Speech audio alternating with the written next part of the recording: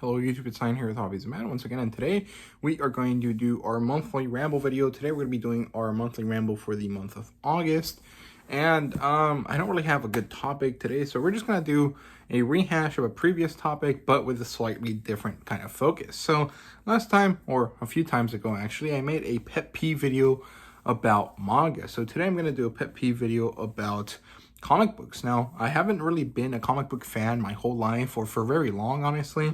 I think I started collecting comic books last year after I had moved into my new apartment with my roommates.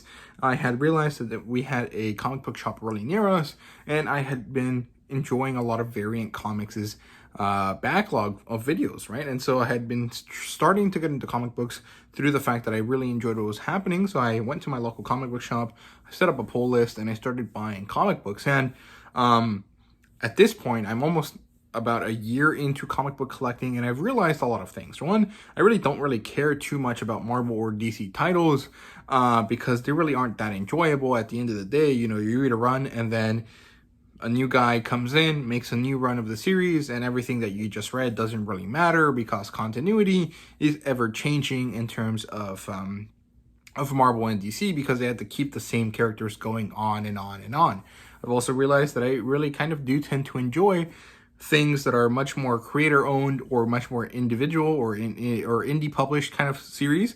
I like Image a lot. I like Dynamite a lot, even though my favorite Dynamite character is Red Sonja, and she falls into this Marvel DC-esque kind of thing where every couple, runs, they kind of redo her and they kind of reset her to the beginning, or they tell stories that all kind of happen in a undisclosed time period, and so they really could be happening at the same time, and stuff like that. But I've been really into much more creator-owned comics or small run comic books, like things that don't go past 12 volumes, things that are very short. I'm really a fan of Image. I'm a fan of Dynamite. I am currently liking a lot of Opus Frank Frazetta stuff. They're also doing another one with Morrissey, which is the guy that did Barbaric, which I'm really excited about. I think it's called like Descent or something like that. It's about this girl that plays guitar and she summons demons by accident or something. And I'm also liking Vault Comics a lot. I think that Barbaric is a great series, and I really want to, turn my like for Barbaric into liking Vault Comics in a broader sense. And they always give out free comic books every once in a while on Twitter, so they're really cool people. I really like, the stuff that they put out. So, to the pet peeve is not really the continuity thing. I think that is, like, yes, it can be a pet peeve, but I don't think it really counts, because if you're getting into comic books, you know that that's going to happen, so it can't really count as like an annoyance that recently started occurring, because it is something that everyone that likes comic books have had to deal with for like ever, right? It's just part of, having a company that is reliant on 5 characters, right? They just have to pump the same characters on and on and on, and in order to do that, they just have to reset them every couple of years, right? So yeah, my pet peeve though is actually that when you have a bunch of comic books, if we're talking about single issue comic books, like you buy them month by month, there's a lot of kind of things that happen with the covers that I really dislike. First of all, the fact that variant covers occur at all is really annoying. Like, why would you do that? Like, I understand the collector's perspective, but like sometimes these have like 20 different variant covers and no one's gonna buy all of them, and then the really good ones are, either for a specific store in LA or for, people that buy in bulk, and so they buy like the ratio ones, which is like 1 in 15. If you buy more than 15 comic books, you'll get one of these copies, and then it's like really hard to get them because I can't ask my small, comic book store to buy one of these specific ratio comic books or comic variant covers, because they're not going to be able to sell those first 15, those first 15 issues or so. It's really annoying in that sense because, as someone that is going to really like the good art styles or the really fancy covers, it sucks because they're not accessible. And it's not necessarily the fact that they're not accessible. It's just the fact that they exist at all is kind of a pet peeve. Like, it really shouldn't be about that. Further into the other part of the variant covers is that I think variant covers in a small quantity are good, but I really would say that it should be the people involved in the book that should be making the variant covers, or, you know, variant covers should not have characters that are not part of the series, right? Like, say you're buying a volume or an issue of Batman, right?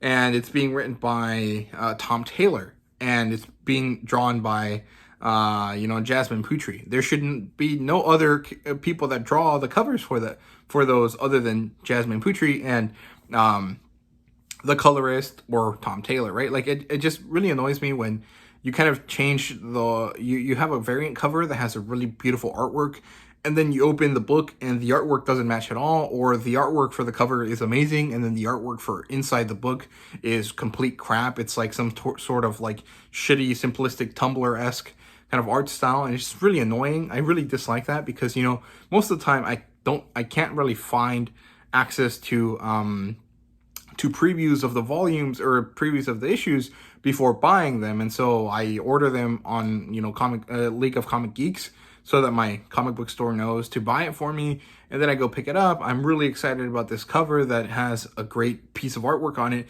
and then I open the book and it's complete garbage on the inside, right? Like, I just don't like that. I think it's really predatory and it's just really annoying. It's just so shitty. That's why I really like manga, because, you know, the mangaka most of the time, I think also maybe exclusively, is the only person that draws the covers for his series, right? So you see the cover and then you open the book and it's going to have the exact same art style. Now, this does kind of happen, you know, in situations where you kind of do get kind of fooled, but it's usually when the mangaka's art style has evolved so much from the original run that the new Constant Bond covers or anything like that are just going to be completely different. Or something like the Tower of God physicals, which I don't think are available in English, but the ones that are available in Mexico, the art style on those covers is the current manhwakas, or the manga authors, or the manga authors' current style, which is completely different from the style when they first started drawing Tower of God, right? And so the dissonance between the cover and the art inside is huge, and so a lot of people were upset by that, right? But that is not necessarily as bad, because it is still the same person drawing. It's just that the art style has changed because this person has evolved. But when you get like someone that draws photorealistic kind of art and paint themselves that image that they drew, and they put it on a cover that then opens up to a book that's drawn by someone that does the really crappy Tumblr-esque art style, it kind of sucks because you got bamboozled, and it's just really, really annoying, right? So that's my big pet peeve. The variant cover one is just like a personal preference, I think. It's still a pet peeve because there's been some really great covers that I haven't not been able to buy because they're only for specific stores way, you know, outside of the local area that I live in, or because they've been things that I really don't feel comfortable asking my local comic book store to buy for me. So like, it's annoying in that sense, but it's mostly not that big of a deal. It is still a pet peeve, but the one that really bothers me is when the art style on the cover does not match the inside, and only specifically when the art style on the inside is just completely garbage compared to the cover, right? Like things like Sheena, Queen of the Jungle, like the art style on the cover is very different from the art style inside, but the art style inside is still good, right? So it's not like, what's it called?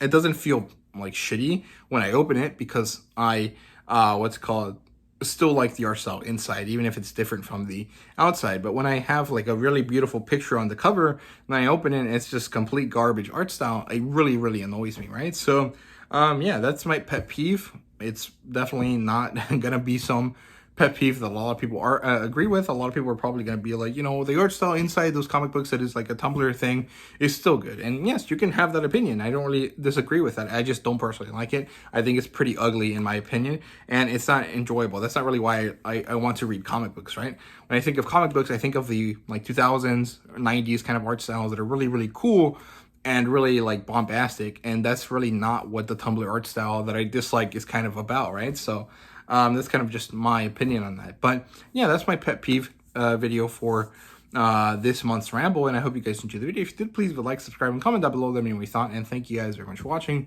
See you guys later.